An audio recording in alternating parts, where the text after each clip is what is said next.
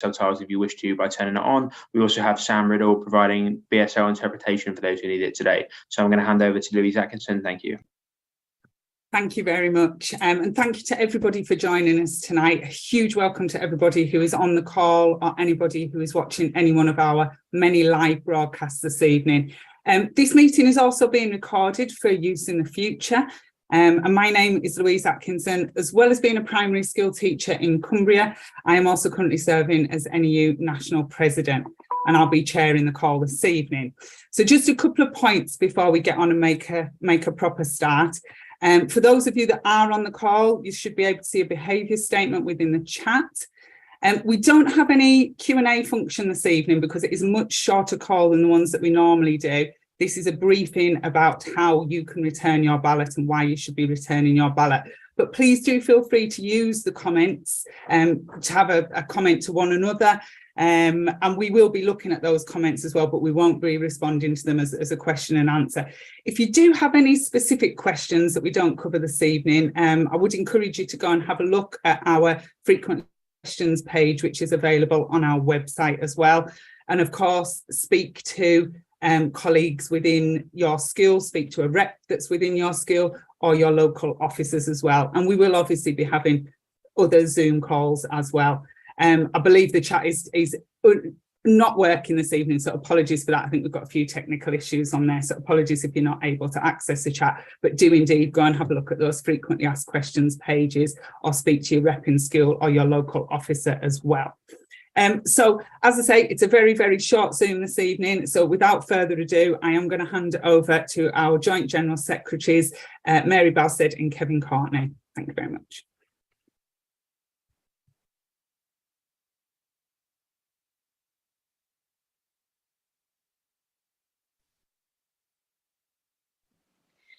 Hello, everyone. Good evening.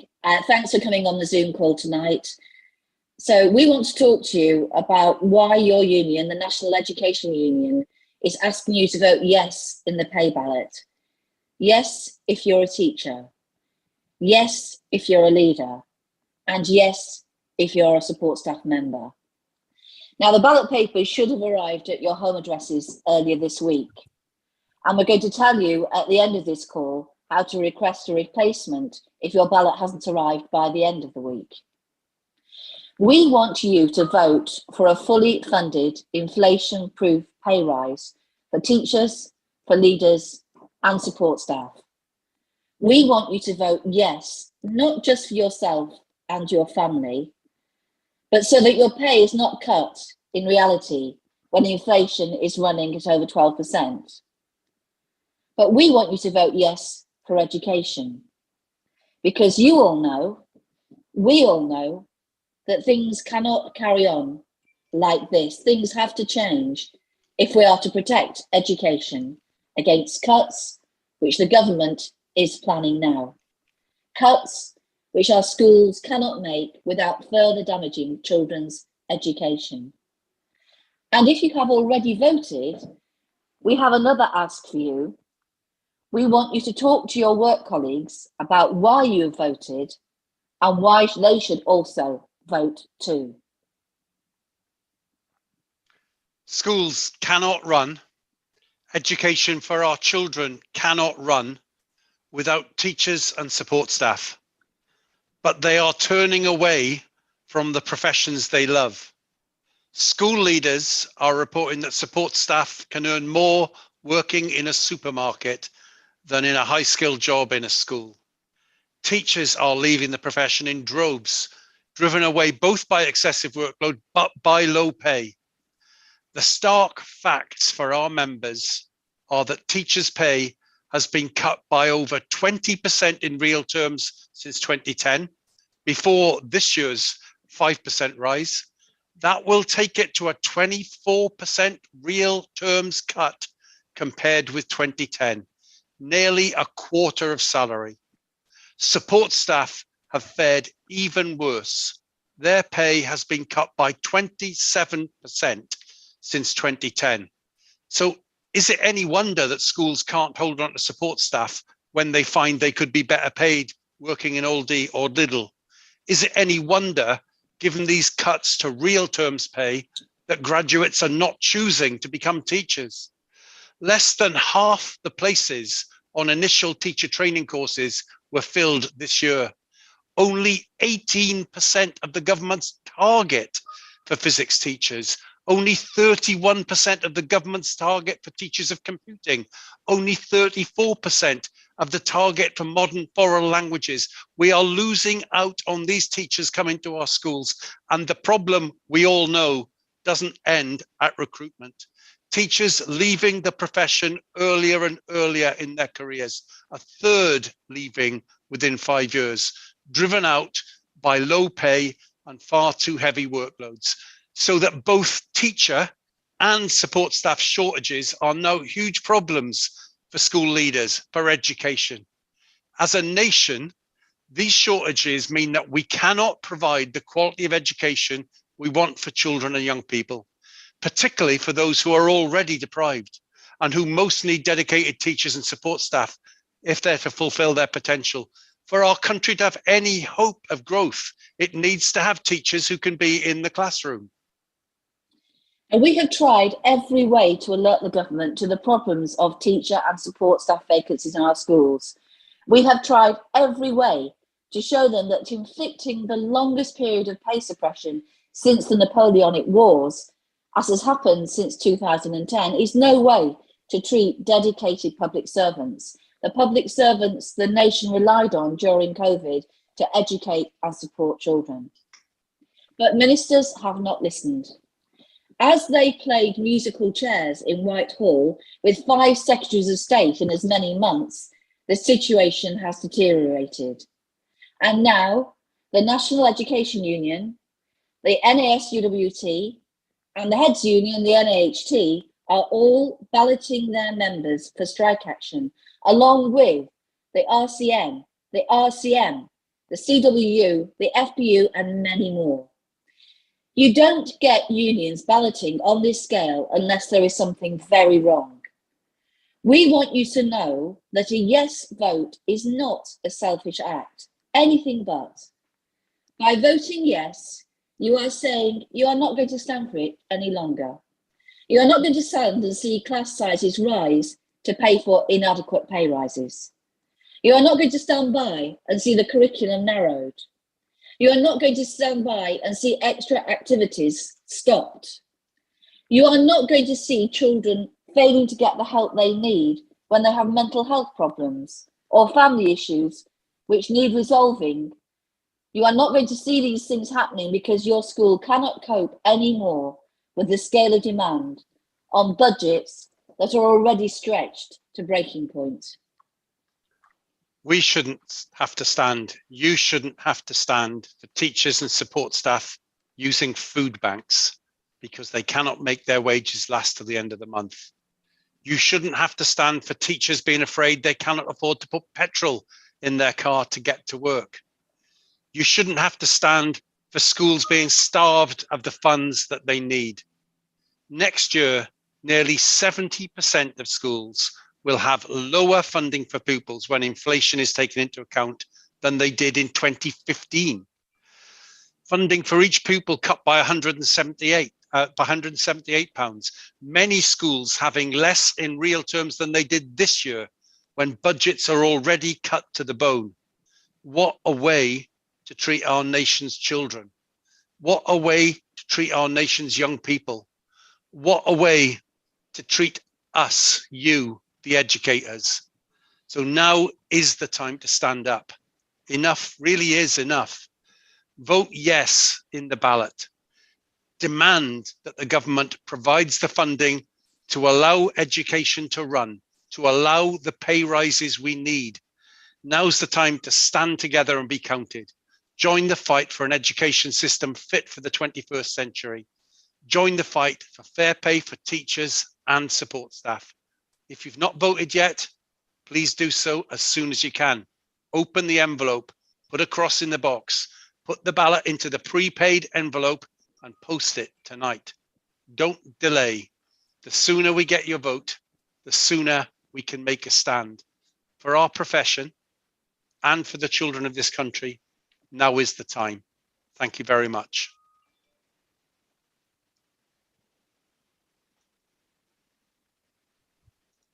Thank you very much to Kevin and Mary there for those really, really important messages. Now, I believe we have a video that is going to explain to you about why we should be voting. So thank you very much.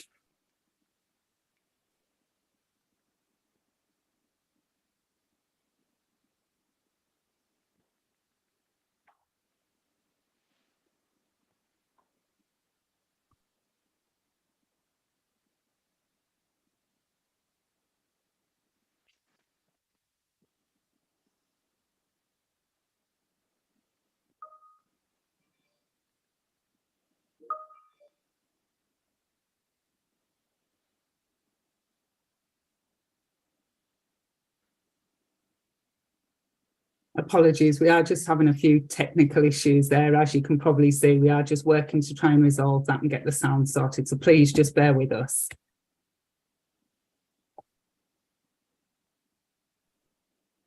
It is worth the wait, I guarantee it.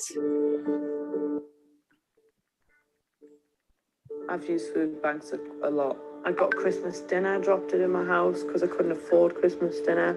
It was quite horrible to realise that actually that was me. I was that person that was in need.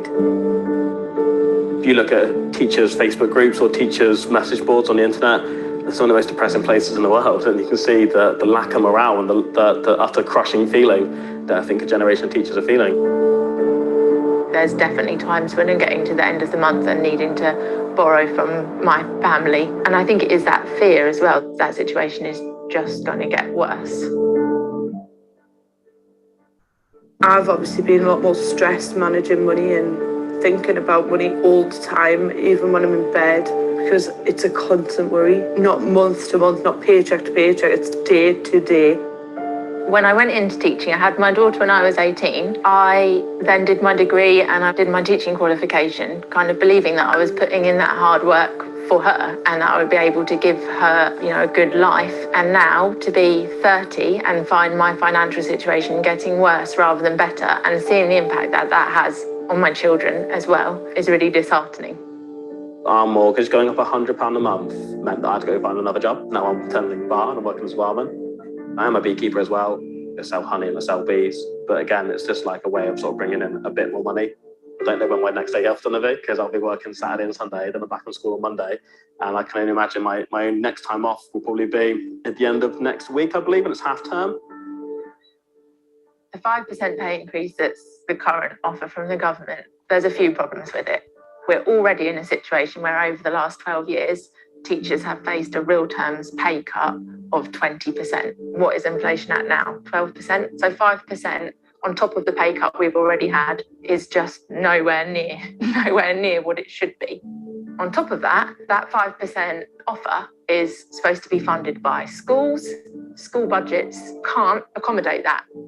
The government needs to fund the pay increase, and the pay increase needs to enable teachers to be able to stay in the profession and afford to, heat their houses and feed their families and travel to work. These are basic things. The cost of living is increasing so much that it's actually more financially viable for me as a single mum of 3 to stay at home, when actually I don't want to do that. I want to be in schools making a difference. I think it really hit home the other day because it was just going for a shop. We've just got to buy exactly what we need and we need to leave because we can't afford anything else. And I'm not in it for like a massive pay rise, but I just want to be able to get by. There aren't enough teachers coming into the profession and there are already too many leaving. And as that situation gets worse and worse, I think eventually we'll get to the point where we have to teach lessons online again because there isn't a safe number of staff left to bring all of the students in at the same time. I just hope the public understand that teachers aren't doing this because they're greedy. It's literally because teachers are breaking point and they can't afford to live and they can't afford to pay the bills. I got into education to help young people, but I feel like I can't do that anymore because I can't even help myself. One of the arguments that people will make against teachers striking is that, kids have already had too much time away from school and that kind of thing. And the thing is that how many days of strike there ends up being is going to have so much less of an impact on those kids than what will happen if teachers are forced out of the profession. Wow! 2 seconds.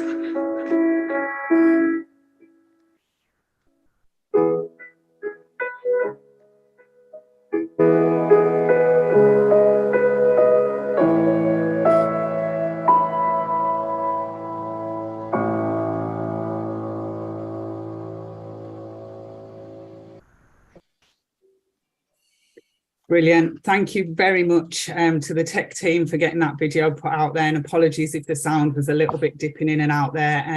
And thank you to everybody who took part in that film. That's a tough watch. It is a tough watch to see, but we know that that is the reality for the majority of our colleagues in the current situation that we're in. So I would encourage everybody who's just seen that video, when it's released on Facebook and such, please share it, because that's such an important message that we do need to get out, that other people who are not working in education or don't understand working in education need to see that video and understand our reality. So I'm really, really pleased as well to be joined this evening by a couple of members who are going to talk to you about why they voted yes. So to begin with, I'm going to go to Rebecca Carter, and Rebecca is from Nottingham. Thanks for joining us, Rebecca. Hiya, thank you. Yeah, so I've voted yes, and I encourage everybody else to vote yes.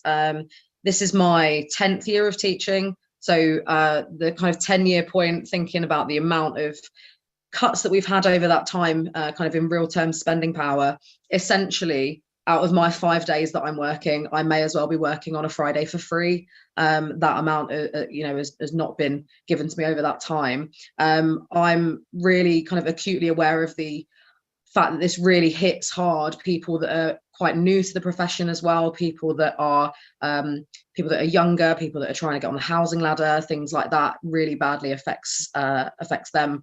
I'm cross about the funding. I'm cross about the fact that schools are being expected to find this funding, even for the paltry 5% they're offering out of existing budgets. Schools are squeezed like nobody's business, and worrying as well about my support staff colleagues, because that funding has got to come from somewhere, and it's most likely going to end up hitting some of my colleagues and their jobs. I want to be treated as a professional. I know lots of people talk about teaching being a vocation, and I love teaching. I love my job, but it is a job and I deserve to be paid as a professional. And I'm also really concerned about the fact that with the number of members of staff leaving, we're going to end up being quite bottom heavy. Experienced teachers leaving are going to leave nobody left to mentor and look after our new staff as they come in, which is just going to make the recruitment and retention crisis worse. Thank you very much, Rebecca, and thank you for joining us. You summed up a lot of the issues perfectly there. Thanks ever so much. So next I'm going to hand over to Parry Shea. Parry Shea is a member from Cheshire. Thanks for joining us this evening.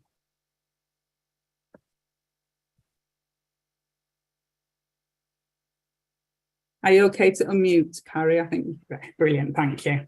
Yeah, sorry, it wasn't letting me. Hi, that's a difficult one to follow up with, because I agree with absolutely everything that was said. Everything was bob on. Just a little bit of context with our school. I'm actually in a school where everyone was very reluctant to vote. Nobody wanted to, never mind voting no or yes.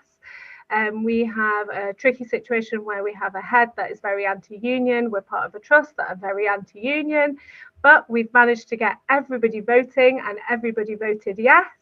So we're really happy about it.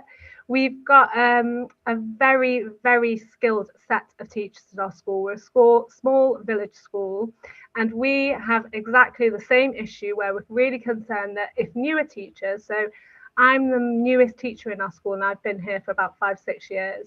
If we start going and the teachers that have been here for about 20 odd years start going, who is going to support these teachers coming in as new teachers? Where are they going to get the support? The emotional labour that we have to go through is something that no one ever talks about.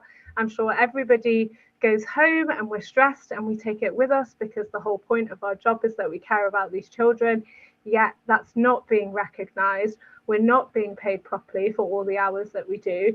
And like Rebecca said, it is a job. Yes, we love it, but we're constantly being taken advantage of, because they say, oh, you do it for the children. Oh, you need to do this for the children. Well, actually, we do it for the children all the time, every day, the minute we're in there, to the minute we leave, to the drive home, to the sleepless nights where you think, oh, I've not helped this child. We helped them through the pandemic. We went above and beyond what we needed to do. The goalposts haven't even been changed for us, even though these children are so dramatically behind in some areas. And I think also that emotional labour, we need to come together really as members. It's all about solidarity. We can't do it without each other. So if one person votes, that's great. But actually, we're there to support each other to get through, to stay in a job that we all, let's be honest, we all do love it. It's just the circumstances. But if we can come together and support each other in voting yes, then we can help each other stay in the job and make it a better environment for all of us to work in. So that's the reason why we all came together and we voted yes eventually. Brilliant. Thank you very much for your contribution as well there, Parry. That was really, really useful to know. And I'm sure everybody on the call now is absolutely desperate to make sure that they've returned their ballot paper. So I'm just going to take a couple of minutes just to cover what happens if you haven't yet received your ballot paper, because you should have had it now. It should have come through your letterbox already. If you haven't received it, we're going to be opening our replacement ballot email in the next day or two. So you need to email to ballotinquiries@neu.org.uk, and I believe that is going to be popped into the chat there as well. If you know your membership number, then please include your membership number in that email as well. And you are just emailing to say you are requesting a replacement ballot. If you don't have your membership number, if you put your name, your date of birth and your home address in there, and just to let you know that we send that information to the scrutineers. It's not us that replaces your ballot directly. So we collect all of that information and we send that information to the scrutineers every week. So if you send that email, don't expect to get a ballot, within the next day or two. Leave it a week or so. It is a long ballot. We are keen for you to get your ballot. We really need them back. We need them back in the post box as soon as possible. But we have got quite a long ballot period, so there is time for you to get that ballot paper replaced. So send the email if you haven't already received it, and then just wait a day or two. As I say, we will be sending the information to the scrutineers weekly. So wait a little bit of time, and then hopefully you will receive your ballot. And again, as I said earlier, if you have any issues, speak to your rep within school or speak to your local officers as well. Okay, I believe we now have another video that we're going to look at, which is a short 5 steps to how to vote. So those of you that do have your ballot paper, this is what you need to do with them.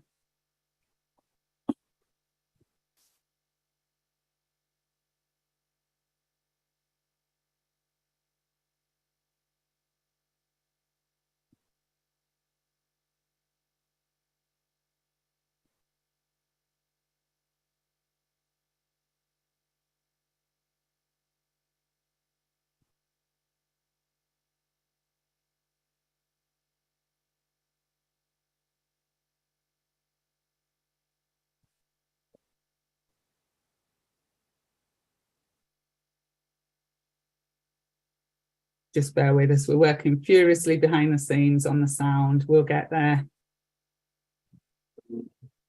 Here are the 5 steps we need to take to do this. Step 1, make sure your postal address is right. Step 2, look out for an envelope from Civica Election Services. It will be a boring white envelope like this. Step 3, vote yes for action. Step 4, post your ballot as soon as possible. We're facing postal strikes and need 50% of you to vote to win the ballot. So do it now. Step 5, make sure every member you know does the same.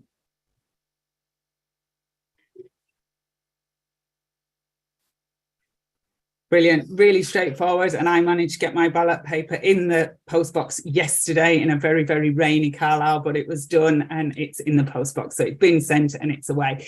So just to wrap up, we've got a few final messages. Am I going over to you, Mary? Yes, I wasn't expecting a final message, but I would say it's really important to try and get your vote posted. The longer the voting form stays on your desk or on a sidewall, the more chances it gets lost or it gets thrown away. So really just try and, we know it's difficult. People don't post very often anymore, but that's what you have to do. You have to fill in the form, put it in the prepaid envelope to Civica, and post it in a post box. And if you don't do that, your vote won't get counted. Now is the time to stand up. Now the time to vote, to say we're not going to put up with this anymore. We're not going to put up with low pay, excessive workload, narrowing curriculum, stopping of extracurricular activities. We're not going to put this up with this anymore. We're fighting for our profession and we're fighting for education. And that's why we want you to vote yes. Thank you, Mary. I'd just like to remind you that we would really like you to be able to vote electronically, but the government doesn't allow that for trades unions in this country. It has to be a postal ballot, despite the fact that if they were having an election for the Conservative Party leader, they were going to do that online. It is very possible to do it securely online, but we're not allowed to by law. That's why it has to be a postal ballot. And just to remind you that there are postal strikes coming, and they start again on Thursday, the 24th of November. So we want you to vote as soon as possible, but certainly by the 22nd of November, miss those strikes, get your ballot in before that. And just one final thing from me, something that Mary said earlier on. It's pretty remarkable that it's not just us, but also our colleagues in our sister union, the NASUWT, and even more oddly, that the National Association of Head Teachers are also balloting. We're not striking against our head teachers. We're striking with our head teachers against the government to get funding for schools. And like Mary also said earlier on, the Royal College of Nurses, the Royal College of Midwives, they won't be able to strike in a way, they won't strike in a way that damages the patients, but they are oppressed by everything the same way that we are, and we're standing up with them. It's not just us. We're standing up to government saying it's time to fund our services so that we can get the pay rises we deserve and the children get the teachers and the nurses that they need. Thanks for being on the call. Thank you very much. And I'm just going to finish by saying vote yes, vote, do it now. Speak to your colleagues as well, check that they voted and return that ballot paper. That's really important. And then tell us that you voted as well. Let us know that you've taken that action and you've done that. I want to say a huge thank you to Kevin and Mary, our Joint General Secretaries, for being on the call this evening. I also want to say a massive thank you to Sam Riddle, our British Sign Language interpreter, who always does a fabulous job. Thank you very much, Sam. Huge thank you to the tech team behind the scenes who have worked really hard this evening, and apologies things didn't go quite right at times, but the tech team have been doing a great job behind the scenes. And finally, thank you to all of you for joining the call this evening. Get that ballot back in the post box. Thank you.